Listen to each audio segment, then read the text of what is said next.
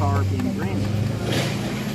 He carved in granite? Yes, ma'am. He was born in Scotland in 1754. So we are Scots-Irish on both sides of my family. And when he died in 1819, nobody carved his stone. So that's why I started carving, to carve one for him. And then after that, I started working my way up with dogs and cats, working my way up to people.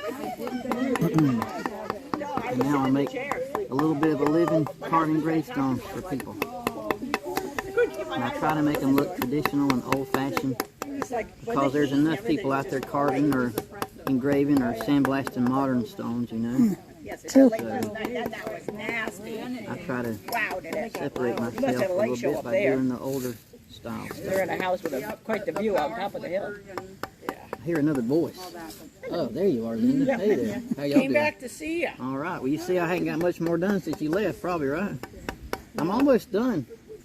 I want to get deeper, but time restraints, you know how life is. So, but at least now it's in better shape than when we found it. Oh, sure. They should arrange it now. Maybe this will hold them for another 100 years here in Halifax, right? Someday. That's the plan. So for my viewers, Yeah. and your name is, and you're from? My name is David Gillespie, and I am from Pumpkin Town, South Carolina. That's a real place. I'm being serious. It was named that by the Indians in the 1790s. So, Your channel, you have a YouTube channel. my channel is Pumpkin Town Primitives, because we live in Pumpkin Town. And as you can see, in ways we're very primitive. So, but my channel and your channel will need to, I've already subscribed to yours. I always subscribe to yours as well. I need to get Renee to do a video of me and you to put on ours. Matter of fact, let me do that now. Is that okay? Sure. Let's see here. That way we can promote each other. Can you make a video with me and pray that it'll hold up at least another 100 years here in Halifax? And if it don't, I don't think I'll be back this way after that. I think it's going to hold up just fine. It's been very special. This is the Otis family's grandson. Yeah. Stephen and Lucy Otis's grandson. Yeah. James Madison Otis, who was born in 1807 and died in 1813. Age 6 years, 6 months, and that's what the 6Y, 6M represents here. We found another little bit of carving down here, 2 lines, and then a small D right here. So I'm not going to carve that because I don't know what it was for, but I'll leave it to the Rand family here to take up that project and go with it. And maybe we'll come back and find pieces in the cemetery that they can put together like a puzzle to finish this mystery of what is below on the bottom here. Okay. Very good. Thank Very you, well Patricia. done. It's not really an angel or a cherub because he's got a robe instead of wings. So some of the Puritans were, they would disdain carving angels, but they would carve little weepers. So this was a weeper. So then the top would be carved out. So this would be waist, you know. This is just a small piece to give a demo. It's not really anything I was planning on using full scale. But if it turns out good, I've got a couple ancestors that still need a gravestone, so I may use it. It'd be better than what they have now, which is nothing. I'd say so. But then y'all have any questions about anything? Ground and 2/3 above the ground. That was the rule of thumb in those days. So that's how I mount my stones, the same way, 1/3 under, 2/3 above. What about up here in the north where our frost is a lot deeper? Up here, so like I think Vermont's frost line is what, about 60 inches maybe? It's crazy. Could be.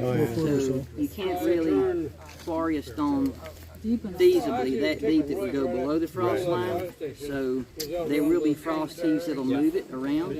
So traditionally they would take bricks or stones, go underneath the ground level and make a foundation of brick or stone. you know, a foot, 2 foot, 3 foot under the ground surface.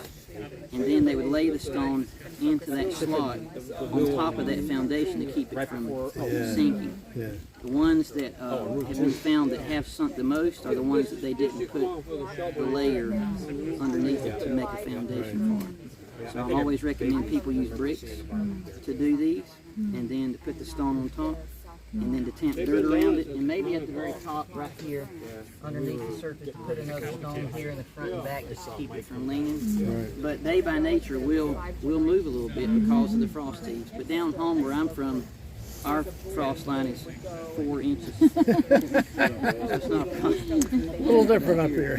Very civilized where you live. But I will tell you this. There's only 4 ways a stone can lean, right?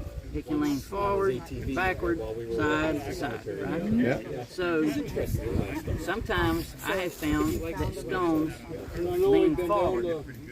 And I don't know about up here, but down home, I saw the one and I thought, well, I'll take it out and reset it because I wanted to be diligent so that it wouldn't hurt it. You know? But that same day I noticed there were 3 or 4 other stones by the same carver were also done like They're that. all going there. And I got to thinking, that guy wasn't so dumb after all, because what he's doing is the weather and the rain comes from above. Now if you tilt it forward, all of that is coming down the back. And his stones were by far in the best condition because the weather, he created his own ledge right here for it to go down the back.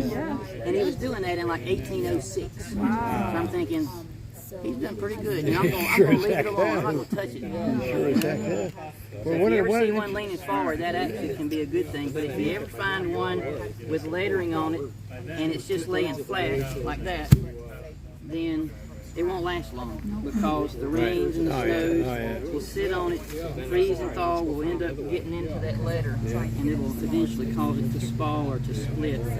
So if you ever see a stone in the graveyard that's laying face up, that has lettering on it, I would recommend you turn it over. The other way, face down. That way someday when the money's around and the people and the volunteers are there, they can come out and they can then properly set it. But I wouldn't move it because it needs to stay in its location, so that's not lost. What can you tell us about headstones and footstones? It's a great question. Basically, it's there to mark remember the head. Nowadays we see just headstones with no footstones, or we see coping. Coping is expensive. You know, back in the day, it'd be a nice, beautiful headstone and a little tiny footstone with initials. Right. So nowadays, I think it's important that we keep the footstone with the headstone because it says this is the boundary. You know, this is the foot, this is the head. Because, like with the Otis stone up there yesterday, we're not really sure if where they found the SO fieldstone, if that marks the head or the foot. We just don't know. So if there was another footstone that was still extant that would show, that would be helpful. But at the very least, we know that at least they're this way or this way. So at our little cemetery, somebody had taken up all the footstones to make it easier to mow. And they were just That's the worst thing you can do because what it does is it eliminates, in some cases, the footstone's all that's left. So you take the footstone out, you just lost that burial. But so, if this is the headstone, is the person's head here or is the person's head on the other side? Great question. It all has to do with east and west. So you go out in the cemetery with a compass because Christian burials are usually, the idea being that when Christ returns, he's going to split the eastern sky, it says in Scripture. So when people are resurrected, they would always bury their head facing west, but their feet facing east, so that when they raise, their head is facing east when they're resurrected. So in the resurrection, the tradition is they want them to be facing east. So the head is facing west, feet are facing east, if that makes sense. Yes. So typically, the headstone, let's say, I'm not sure which way it is. I got to make sure I'm oriented right here. Let's say this is east, all right? Let's say that's east. So, and let's say we're going downhill sometimes, and that's the way Stephen and Lucy are. So the head is here, the foot is there. So the headstone is actually carved facing this way. The footstone will be carved and be up higher. even though it's on a slope. So just keep that in mind, that is typically the way they do it. It's not every case. There's always exceptions every rule. That's more obvious. I was told it's because they don't want you standing on their deathbed reading their stone. So That could be true too to some degree. And you know, nowadays we have so many vaults and caskets and concrete, but back in the day when it was just a simple wooden casket, it was disrespectful to stand there because you know in a period of maybe a decade or two that casket's going to start to sink. According to how much water they're getting and things like that.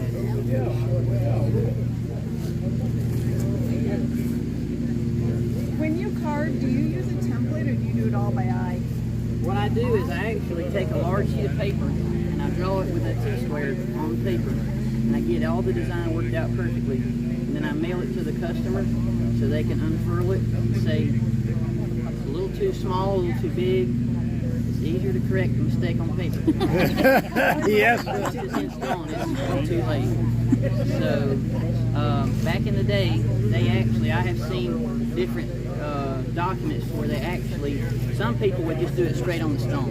So let me see where my So I just got a wax pencil. Oh, okay. And I draw it right on the stone. So there's some cases to where I will use a wax pencil and draw it directly on the stone, but in most cases I draw it with a pencil on paper and then I transfer it to the stone. So it's all hand drawn, but it's not directly to the stone typically. I have done it before, and it actually looks better. It looks more folk art. And I think that's what this one. I mean, obviously this would have been drawn directly on the stone. Well, I have a question for you. Yeah. I'm thinking of getting a green burial, which is the way I want to go. And all of the stones that evidently at this one area are all going to be flat. So that means after a while you won't be able to read them, or at some point anyway, acid rain and all the other stuff. What kind of etching or whatever is the best for preservation of those kinds of Preservation of that, if you're really looking to go into the 500-year plus range, is the bronze marker. Bronze, yeah. Yep. And the granite marker, sandblasted flat, would be good.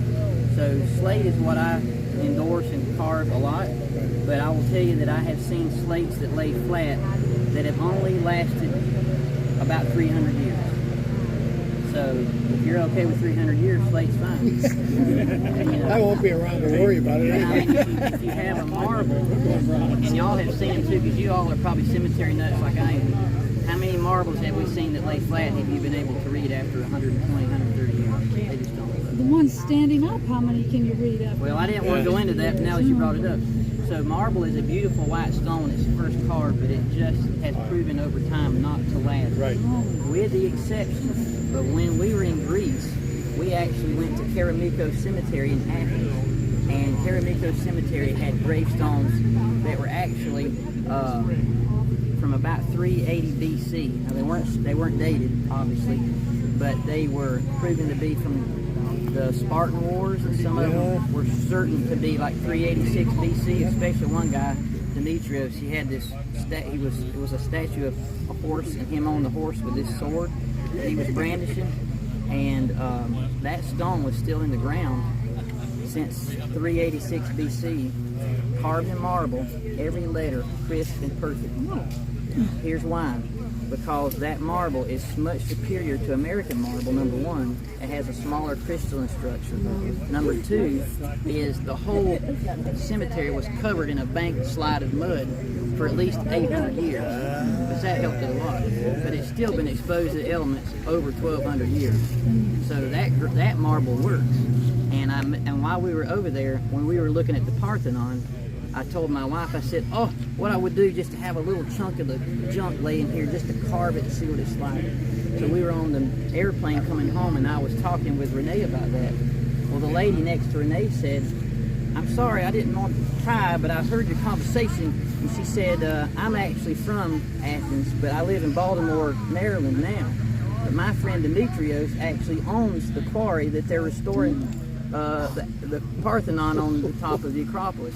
So she said it's the same quarry that they used originally to build the Parthenon. So it's the same stuff. She said, Demetrios, I'm sure if you contact him, he'll be happy to send you a sample piece. And so she said, I'll put in a good word. I'll send him an email when I get home. And sure enough, I emailed, and he emailed me back, and he sent me a piece of marble this big and about that thick. And that is the hardest stone I've ever carved. This is hard here, but that ain't nothing compared to the Greek marble. It is so hard. I mean, it must have took forever, or they had some metallurgy that we don't understand. Yeah. And I think that has something to do with it too. But I want to carve a piece of Greek marble for a gravestone, and I think it would rival granite or slate. I really do. But our marble here is such a large crystal, you can see it. You hold it up in the light and you can move it. The crystals are so large, they're just not, and it's not very impervious to weather. When you put a drop of water on a piece of slate from your water bottle, it'll beat up. If you put a drop of water on a piece of marble, it'll just kind of sink in. And water's the enemy in any stone. Water will begin the deterioration process. So we were in Greece a couple years ago as well, and so we noticed that too, that their marble is superior to what we see here. You can still see the grains. We were actually commenting about that, so thank you for bringing that up, because that's... I didn't get a piece from the Parthenon, but the guys I were talking with up there, I was trying to talk in, I know just enough Greek to say certain words, and while we were up there, I tried to start a conversation with some of the men that were restoring it, and I think they were under, you could tell they were stressed, and it wasn't a good time, but I'm glad that the lady... Absolutely. That was fortuitous. I know, right? Always need to talk about, a little loud sometimes. Well, you never know. That's right. Exactly. That's right. So, well, I'll quit talking and start carving again so y'all can watch how I do it. And carving goes very slow. It's not very quick. You can see little powder flying off of the front of my chisel here. That means I'm actually working, believe it or not. If we see powder flying, we know something's going on. Now we're getting a good bit of sun here, so I don't know if you can see there, but it's 6 years, 6 months. And there's two straight lines, and there's a D. I don't know if you can see the D right there. But that either is an H or an M, or two letters that are undistinguishable. I don't know.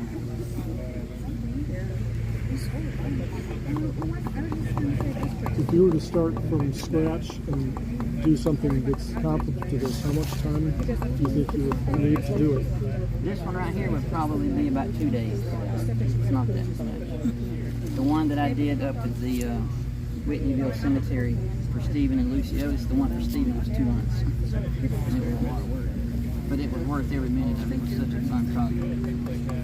These various stones. Right. Do you describe any of the history of the people that are there as well? Yep. Good. That's the fun part of it, is learning about the people, I think. Absolutely. I got to buy that book.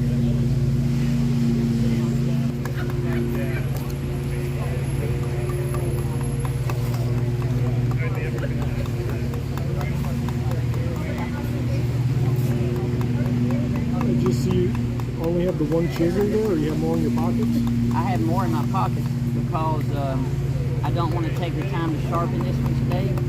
So I've got 2 more in my pocket that are sharp. Okay, but they're all the same size? Or...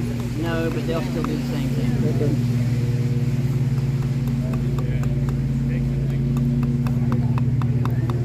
What got you interested in this? My ancestor was a gravestone carver in South Carolina, and he would carve gravestones for the community.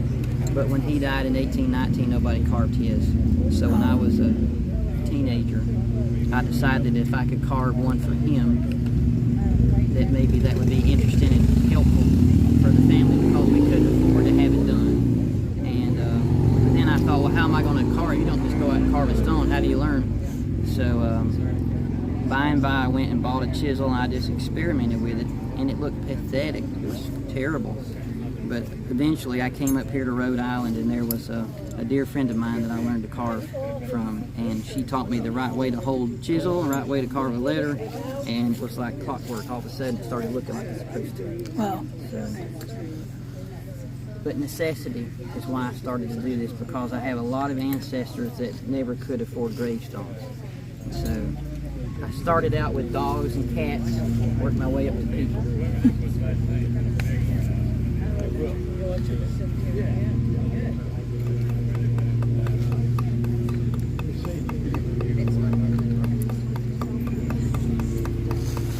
So you're using the corner to do the letters, but it's broad enough to do a different kind of cut. What would you And use if I the go flat? deeper, as the letter gets wider, it gets deeper, and that'll still be able to take care of it. Okay, so you slide And I along can the set it edges. flat and do flat work too.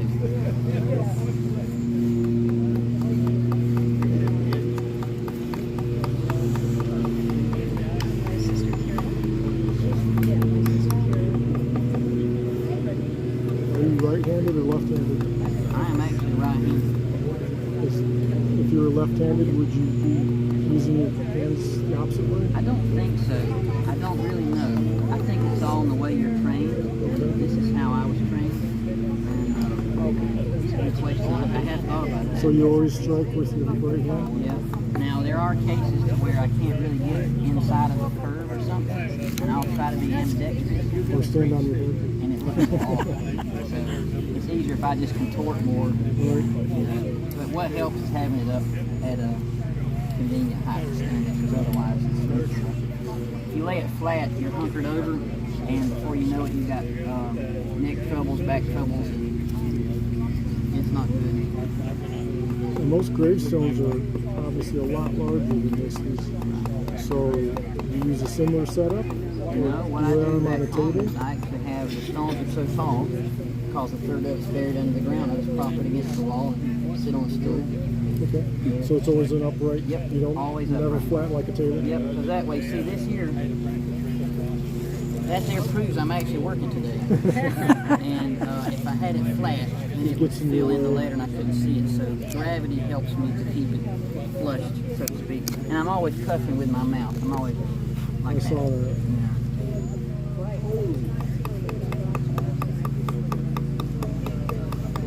And I, before the day is over, I will end up having slate in my face, in my hair, and my clothes.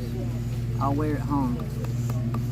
And every now and then I'll get it in my eye, but very rarely. Typically at home I'm carving with glasses on, but today I'm not, but most of the time I'm carving with glasses on. Might not be an option when you get older. Yeah, it's already there now. And I'm wearing contacts today, so I can't really see what I'm doing. The neat thing though, see, like that just came out, I knew that was going to happen, and that's fine. It's just it's the way, this is shit, and it's not really the best quality stuff.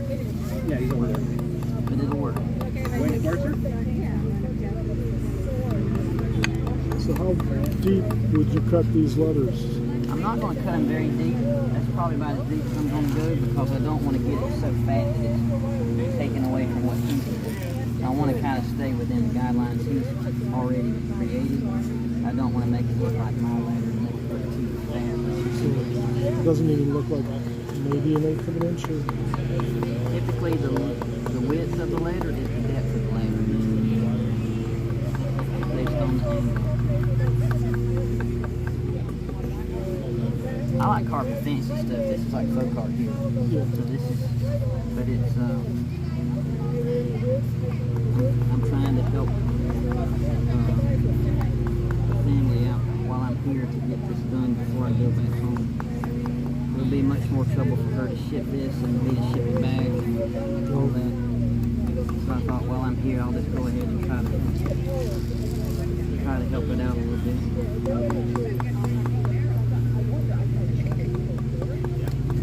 I'm starting to get a little bit of a crisper line, and what happens is the sunlight will grab one side of the speed cut and it'll create a highlight, and the other half will create shadow, so it's three-dimensional. This one isn't going to prove all that because it's such a, linear type of layer.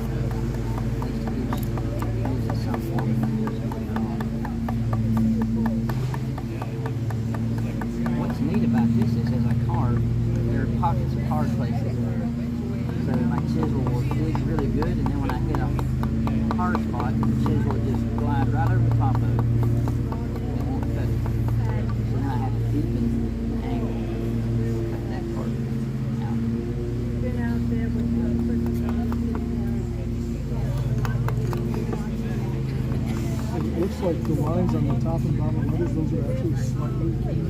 Is that just drawn on the Yeah.